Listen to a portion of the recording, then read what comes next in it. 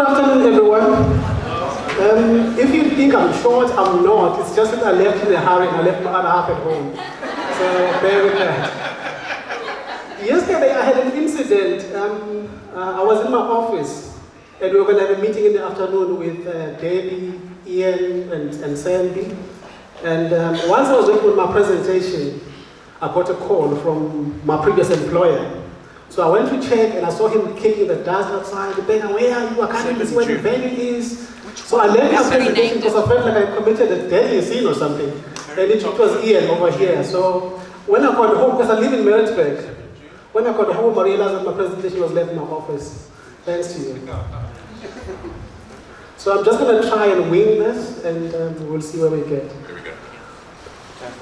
I am with eThekwini municipality as a program manager, and before getting here, I was actually with eThekwini Wildlife. So I spent like 7 years working for them as an ecologist, but also as a bioregional planner for the whole province.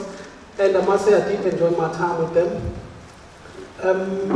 Like I said, I'm now with the eThekwini municipality, specifically with the biodiversity management department. It used to be called Environmental Planning and Climate Protection Department, known for short as ETCPD. We've changed the name just to confuse you.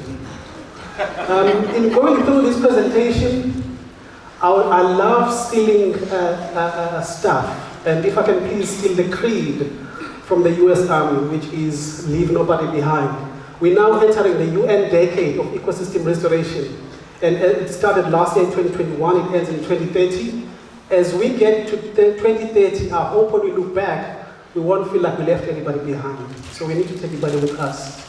In going through this presentation, that's what I hope to cover.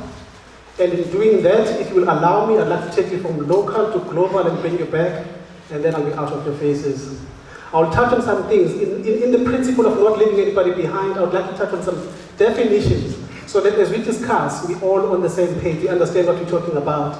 But I'll also highlight some of the work that is happening within eThekwini. Within eThekwini, we are very fortunate, but also unfortunate. We are fortunate in that there's a whole lot of work happening within eThekwini in terms of ecosystem restoration. There's many projects happening within eThekwini, but we are unfortunate in that we are downstream. So if Umgungundlovu, Ilembe, and Ugu are not doing what they're meant to be doing, it does affect us. And whatever good we do ends up in the ocean, because our next bioregion is the ocean. So I'll touch on those. I'll also highlight some of the challenges that we do encounter within eThekwini, and I'll make some global recommendations. So when we go to recommendations, I'll be as broad as I can be. So don't take a reflection in terms of eThekwini per se. In terms of the definitions, when we talk about ecosystems, an ecosystem is a biological community where there's an interaction within and between species, but also between species and the environment. Because if your definition of a species does not include its habitat or its environment, it's incomplete, that definition that you have. So whenever there's that interaction then between species and the environment, that's an ecosystem. Now some ecosystems get degraded for whatever reason. So what we then do is we have to intervene as humans and restore the functionality of those ecosystems. And when it comes to ecosystem services, the UN's definition of ecosystem services is the benefits that humans derive from nature. And these have been categorized as such. But we must bear in mind that as we restore ecosystems for the benefits that humans derive, nature has its own intrinsic value. Nature is important to itself. It needs itself. So it cannot only be about us as humans. We must bear that in mind. In terms of scaling of ecosystem restoration, there's been a talk of vertical scaling as well as horizontal scaling.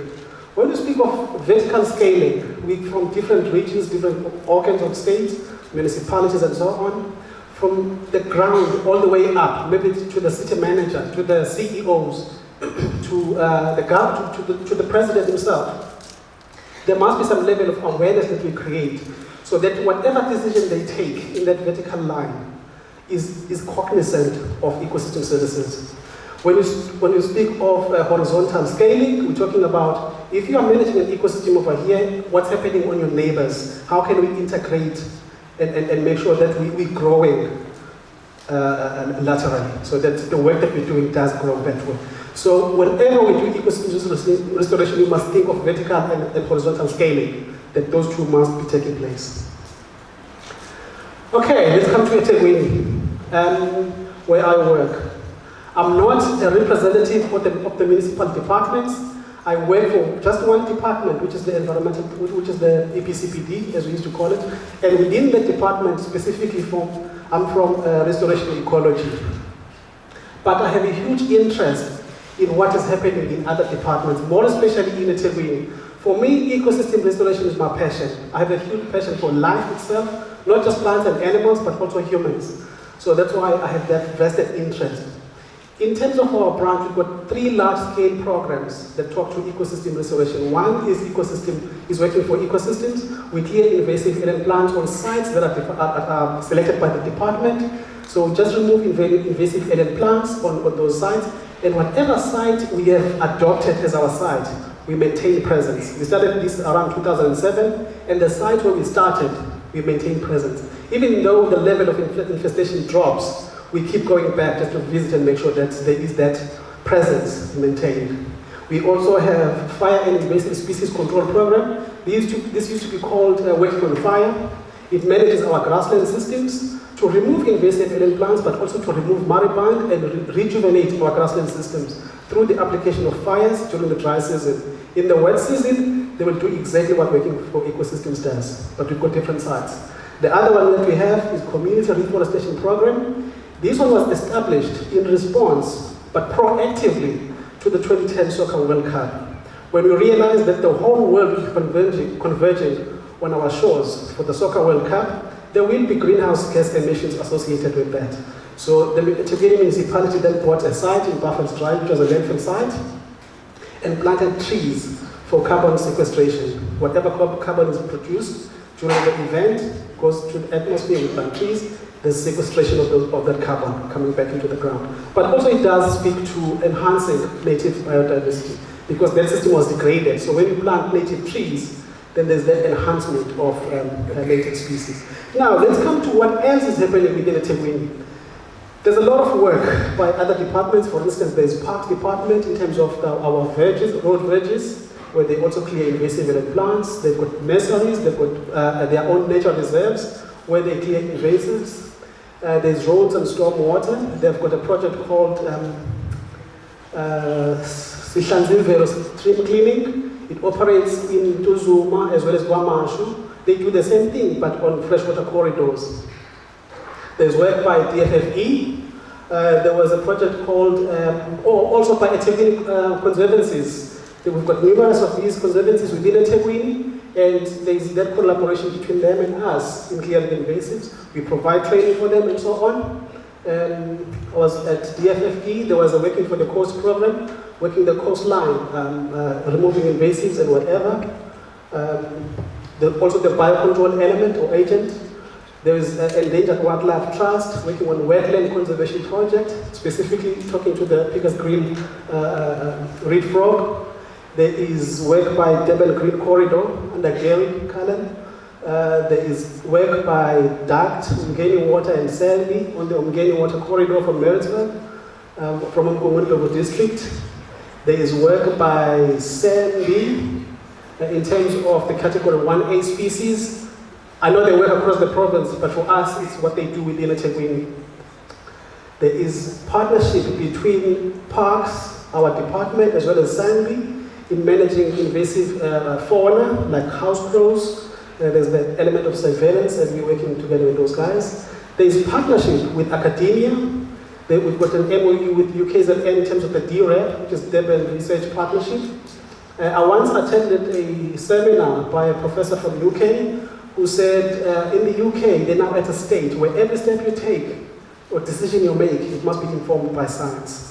So we're trying to get it just to make sure that there's not much negative impact into the environment. There is also the beautiful but dangerous posters. Somebody was talking about how beautiful, I think it was can't remember who it was, who spoke about how beautiful some of these invasives are. We've got posters and flashcards that we distribute free of charge within eThekwini. We call them beautiful but dangerous posters and flashcards. We just distribute those to create the awareness of what we regard as invasive within eThekwini, as well as emerging species. Within that program that I called that one there, FISC, we have herbicide assist. As long as you are within eThekwini, it doesn't matter who you are, even if you're a member of the community or local community or whoever, and you are clearing invasives, but you need herbicide, you can come to us, we provide it free of charge. Within WFE, we provide training. If you are touching the environment, we insist you must be trained, otherwise you might collaterally damage indigenous biodiversity, so you must be trained, and we provide that training once again free of charge. There's also work by SEPI. I'm not sure where they are. I don't know if anybody attended from SEPI. Also clearing invasives. We have an interest in that in terms of where they are, as well as one of the reasons why our department has an interest in these projects is when your funding comes to an end, what's going to happen on your side? So we look at partnership and arrangements. Can we take it over as a core site for one of our programs, so that the investment you've put in does not go to waste. Okay, in terms of the map, unfortunately I could not get maps from other departments by the time I had to come and present, but just to show you where we're operating within eThekwini. These are sites worked on by Working for Ecosystems, FISC, as well as CRP. I just thought I'd just show you where we operate. We try to cover the entire municipality. Some of the work in terms of the images, where we work, that's Augusta Ridge, removing invasives, that's a crest view. Notice how some of these sites are close to human settlement. That will become important as we go. I'm so sorry to interrupt you. I just want to let you know that the car that's going off outside, it's Municipal Vehicle Registration NDM 1409. That's the alarm that's going off. eThekwini, sorry, didn't I say eThekwini Municipal Parks? Okay, great, sorry, so sorry. Actually, that's how we indicate we're still at work.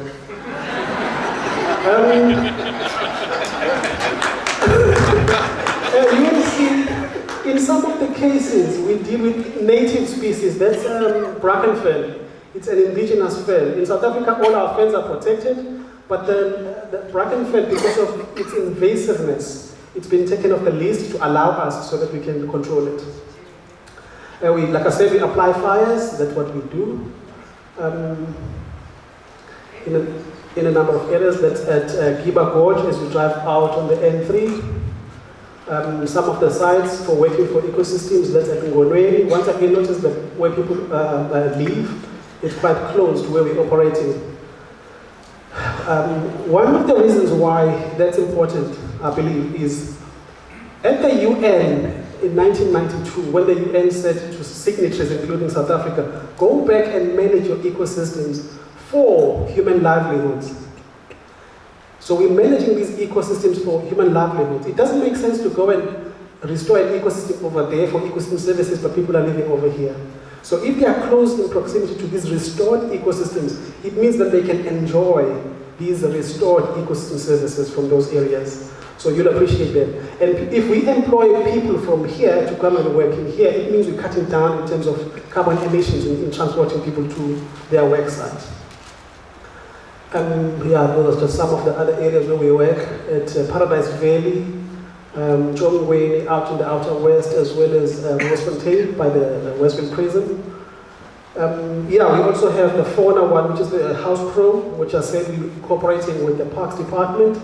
That one is chaired or championed by Parks Department in the form of Machie, who chairs that one. But there is Sandy and our department also involved. We conduct drive-arounds to see where are these birds, what's happening in the population numbers and so on, where they're roosting, where they're feeding and so on. And then our department champions the tender process in terms of now euthanasia for these birds. So we rely on that information that was collected in surveillance to inform how the service provider then attends to these birds. Yeah. Another one that is on the cards is the parakeets. Just to jump the gun, some of the challenges we face in dealing with these species. You can see the house crow is not so beautiful. We don't experience so much resistance, thank you, from communities because it doesn't look so good. But try touching the parakeets. Same invasive categories and whatever, but just because it looks beautiful to us, there's resistance.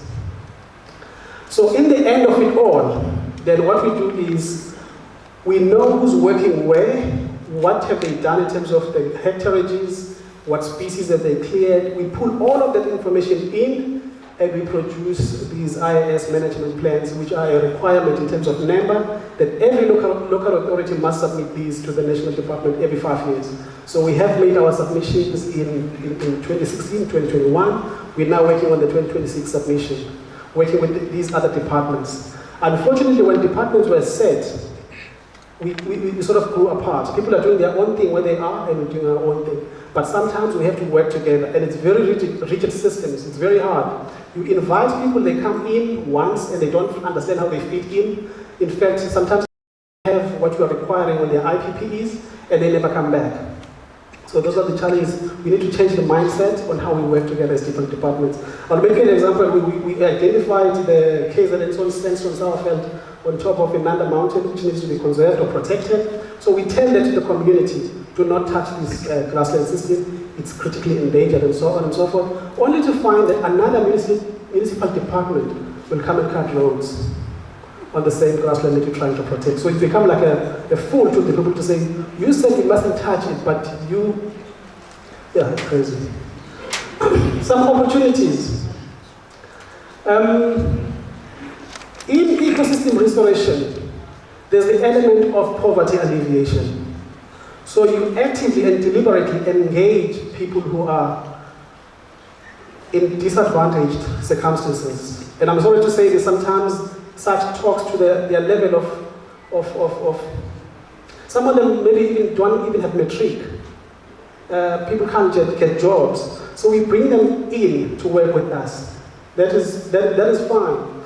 So you know their level of education and their limitations, but the species that you deal with are known in Latin names, in English names. They don't have Zulu names. So if you bring somebody who doesn't probably even have grade 7, and you're telling them about Cyanidemambotria to be removed, telling them about pom-pom weed to be removed, they feel, I'm sure they feel disconnected. It's like your issues, just show us which plant that is and how to do it, and that's all. I'll go home and I'll be done. They don't feel engaged in the problem at hand, just because there's that language barrier that is created. So we felt the need then to say, since these people are working with these species, let's name them in their language. So when we engage them in isiZulu, I don't have to lapse into any other language, I speak their language. So we engage Amakosi, Izinduna, ward councillors, traditional healers and so on. Because people do not live with unknowns. People have lived with these species for years. We want to know, what do you call them? So we use those names when you're speaking to you. We don't bring in another name. So when you go home, you feel like the species next to your house is different to what we're working with in the field. So we try and speak their language. There's another opportunity. Another one is, as we clear our sites, we come across new species. You'll appreciate it's cheaper to control these species when they're in lesser densities, lesser infestation levels, than when they are abundant, like Syringa weed, Syringa tree, which is now everywhere in eThekwini. You can imagine it's a woody plant. Controlling such a plant is going to require millions just to attack one species. But if you talk about pom-pom weed, which is lesser abundant, it's simpler. So if we identify new weeds on our sites, or within eThekwini for that matter, then we have a forum where we get together with parks, with SANBI, to say this new species, should we regard these as an emerging weed, at least for eThekwini alone? If we agree that yes, this should be an emerging weed for eThekwini, then it goes into our list. We've got a website, which is called durbaninvasives.org. Even members of the public can go to that website. If they see that particular species that we have listed They let us know, putting in the address, GPS coordinates of where they saw it. Then we deploy our own teams to go and control that particular species. Challenges. Our main challenge is sand mining in eThekwini. We've lost about 2 sites. It was Mzinyati site. In fact, this is Mzinyati. This started around, I can't remember, maybe it was 2013 or so, and it's still going on. We've taken DM out to the site to say this is our challenge. All the investment we've made up to so far in terms of maintaining the site has gone down the drain because they take the topsoil, there's no plan for rehabilitation. So whatever damage is done is almost permanent. Unfortunately, when you do sand mining, the benefits go to few individuals, if not one. But if you do ecosystem restoration, everyone benefits. It's to the benefit of all. But people don't have that information, they do not know this. In fact, I think it was Brent who highlighted the fact that people can't take biodiversity protection or conservation as a land use type. When people see vacant land, they see an opportunity for invading that land. They see, oh, that land is of no use. Let's go and do whatever we want. Yet it's playing a huge role in terms of these ecosystem services. The other one is dumping of waste. On some sites, our team can't even work up until they've cleared the waste. So that forces us to work with them solid waste to either go and clean that up or give us plastic bags. Our teams, before they start the clearing of invasives, they must deal with that. And that is continuous because the people who dump learn the habit that, oh, I dumped there, it's been cleared, let me continue dumping. Or I dumped there, nothing happened, I'll just keep dumping. The other one is land invasion. Before we clear a site, it's what it is, it's just there. But the minute we clear it, people then move in, they build shacks, or they do vegetable gardens, or whatever the case might be. So there's those issues that we sort of deal with. Sometimes they steal our signs that says, no dumping here. I wonder, maybe sometimes they're just getting hard at us or something, because they will dump right where the sign says no dumping. Find them dumping right there. Sometimes they steal the signs themselves, for whatever reason, I don't know. So those are the issues we have to deal with on a continuous basis. This is at Buffalo's Dry in Verulam. There's also, it's a landfill. The landfill is still there, but people will dump anyway out there. There's hunting, illegal hunting. We try to restore this in terms of planting indigenous trees, creating that forest system. It was a degraded forest system. And now you see birds and some animals coming in. So there's hunting, you've got feral dogs or cats or pigs coming in here, which is another issue, as well as sand mining that is taking place within that system. We recently got hit by natural disaster in terms of the flooding event. Some of our sites were hit very hard. It's not only in terms of access to the site that was cut off, but in some instances, whatever we had done got washed down with the floods, bringing in maybe even new soil systems into the system. So those are the challenges. And I had a discussion with one of our heads around this, and he said, yeah, I realized there's a huge need now for departments to come and work together. Because in some instances, we realized that the roads that were cut, maybe with no consultation with our department, the roads acted as furrows or trenches, channeling water in one direction. And by the time the road meanders, the water had gained enough momentum just to keep running and taking everything in its path. So there's a need that we need to start working together, planning going forward. Some value add. As we control invasives, the question is what can be done with the biomass that is generated? There are many opportunities. One of them we did not look down upon is the fact that as we bring people to come and work on our systems, they need training. Training is something that you can never steal from a person. It's with them eternally. So that's another value that we add. And we provide, like I said, it's free of charge. So we provide training. There's the herbicide assist that I mentioned earlier. But there's also the SMME development. We realized that people did not come to us because they're passionate about nature. Sometimes it's because there's poverty at home. So they'll grab anything that comes their way just so that they can put food on the table. So as they come, we push them into forming companies of their own. So they form their own companies, and we train them beyond just dealing with invasive alien species, but give them broader training, so that if they want to pursue their own dreams, they can do so. And if they move off, it means we are able to go back to the community and pull in other individuals to come and work. And once they are with us, they get continuous mentoring and support, so that they grow. And we do motivate that once you feel or you've been with us for so long, please do move on and pursue your dreams elsewhere. And yeah, that's just something that we insist on. Anyone, before you touch the environment, make sure that you know what you're doing. We've got nurseries that have been established in our system. We've got 3 at the moment. There's one at Buffalo's Dry, at Mchongweni, as well as at Ngulweni. There's research opportunities for academic institutions. We are working with UKZN, with the roads, and also with Mangosuthu University of Technology.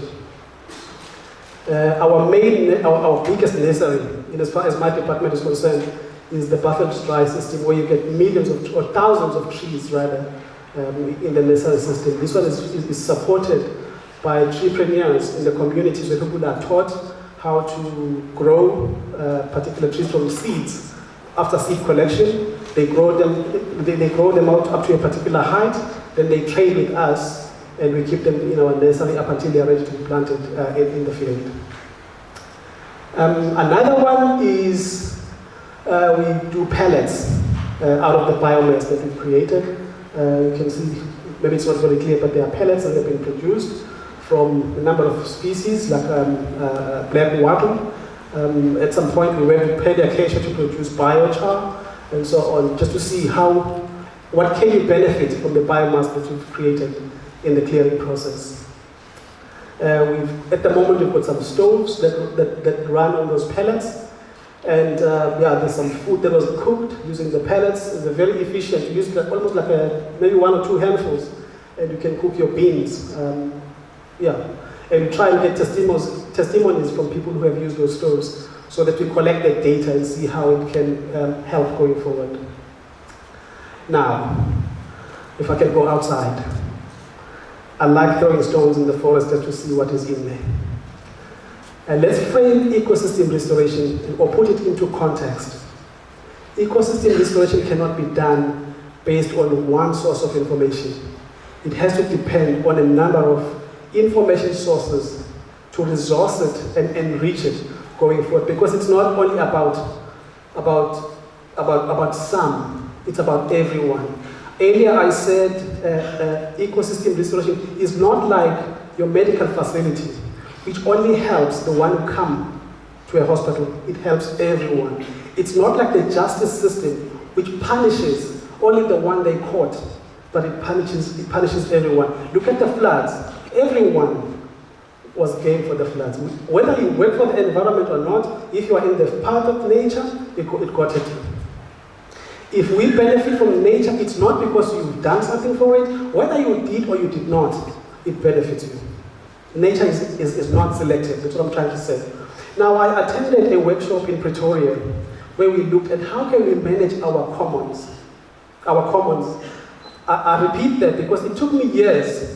I was at varsity by the time I learned what commons are, and up until then I did not know. Can you imagine we go to communities with these ideas of what needs to be done, with the time frames, with the budget, and we want them to understand something in 2 hours, sign something with us, and run with us? It doesn't make sense. Some of them, like I said, don't even have grade 7. We failed at varsity. We dragged our careers across years because we had to repeat subjects.